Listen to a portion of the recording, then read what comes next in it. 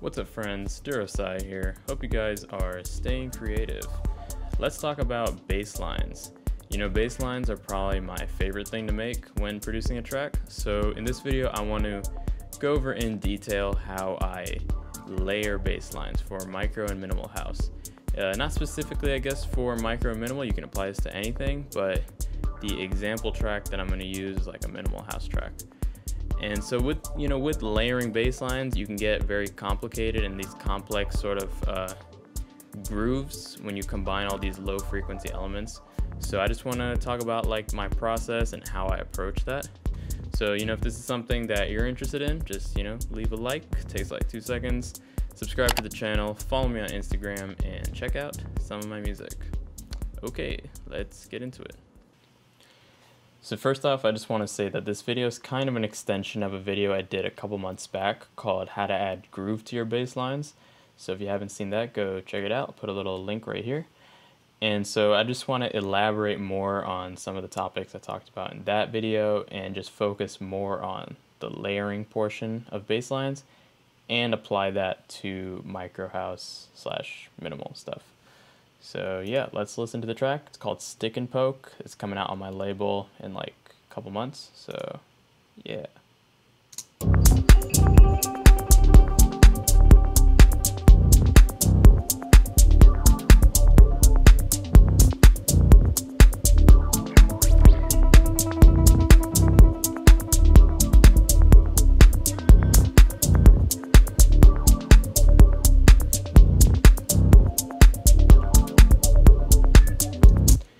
Alright, let's dissect what we got going on. So let me solo the bass, the low frequencies.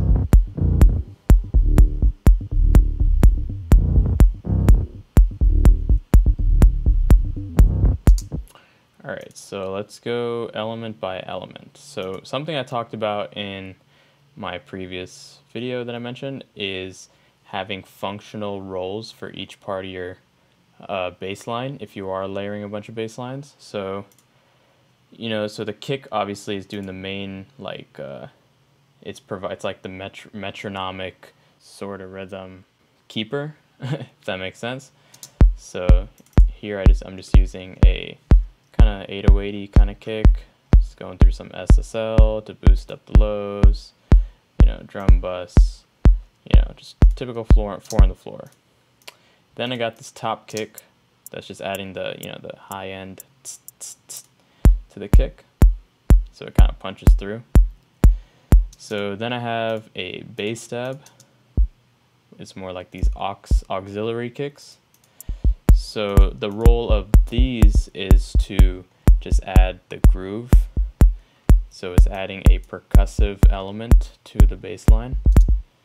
And the way I'm making that is I'm just taking the kick, my normal kick, and filtering it, just low pass, and turning down the decay, and then filtering out some of the low frequencies, the sub bass.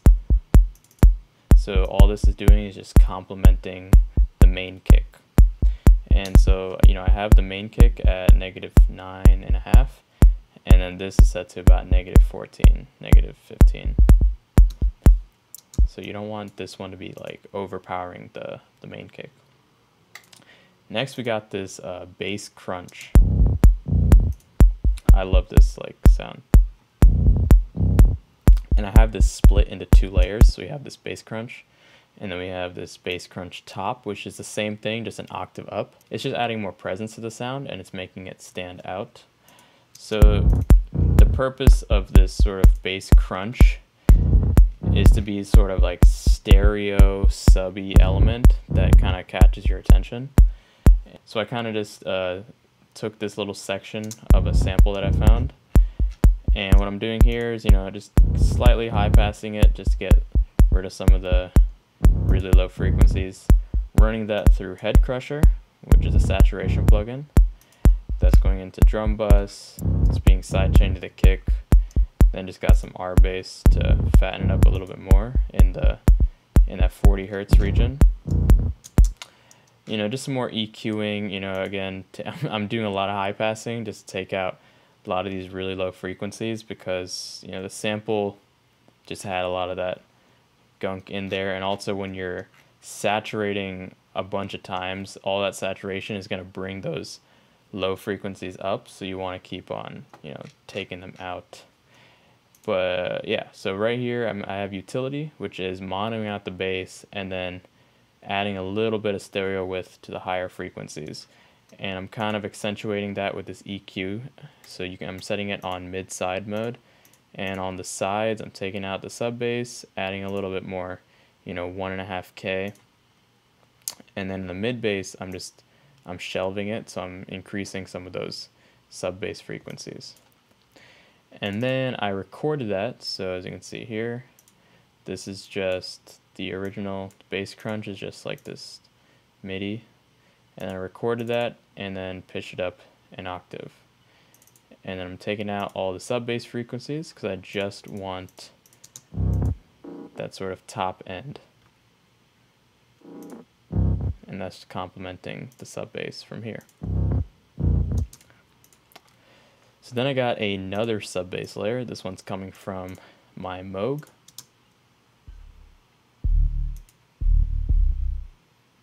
So the purpose of this bass line is this is like the main sort of grooving bass line that adds like the feeling. It's not as audible as this bass crunch that we were just looking at, but this is just adding that feel. So, when you're at the club, you want to really feel the bass. That's what this is doing. And so, just doing some side chaining. I'm also side chaining this to that bass crunch. So the reason I'm doing that is because they both occupy those low frequencies. So I don't want them playing at the same time. And just like with this bass crunch, I duplicated it and raised it an octave. I'm doing the same thing with this Moog sub bass. So as you can see here, I have this thing called mid bass line. So it's the same thing, it's just making that Moog sub bass a little bit more audible, and so it kind of sticks out. So the main difference other than the octave itself is that I'm not side chaining the upper bass line just because it doesn't have any sub bass, so it's not interfering with this bass crunch, and it's not really interfering with the kick either. And now we go into this Moog mid bass line. So this is actually, I guess, called mid bass line 2. Now we got mid bass line. Sorry, my naming convention is like terrible, but we got like 5 mid bass lines. So yeah, so Moog mid bass line here is this. I would say is just adding like a fast paced groove to the bass line. So it's just kind of filling in the gaps where there's silence. And you want to do this in a subtle way because silence is nice, especially with like minimal music, having that sort of the gaps and the silence, that's kind of what makes up the genre. But this is just playing quietly in the background to fill in some of the gaps in a subtle way. I can take this off. And it's just a little bit, flatter. I just find adding this just adds a subtle sort of detail with the bass.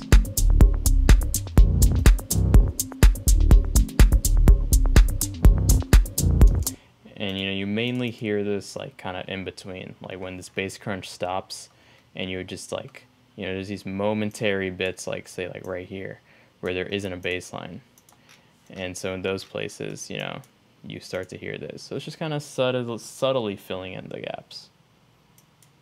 So yeah, those are the layers of my bass line. We got 1, 2, 3, 4, 5, 6, and then 7 if you include the kick. And then I have this ghost kick, typical side chaining stuff. Just duplicated the kick, delayed it -10 milliseconds, so that's hitting a little bit before the kick. So that's why the side chain is actually acting like on time, because no compressor can immediately compress if there's still some sort of latency. So by offsetting the ghost kick, the compressor can actually compress like on time.